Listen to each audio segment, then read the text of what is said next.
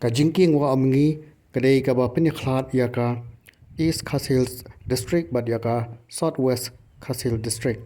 ka jingai komba 100 kilometer na kanong ba shlong banang ni khumpor komba khasan kilometer pat ban poi shmokrat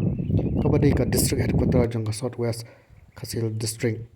bat kani ka jika ngila ban sakit lag jong ki khmat ba ka long shak jika ka ba itinat hatu kata kata bat nang ni khumpor komba R.0 kilometer ban poi ha hot spring le na kumshet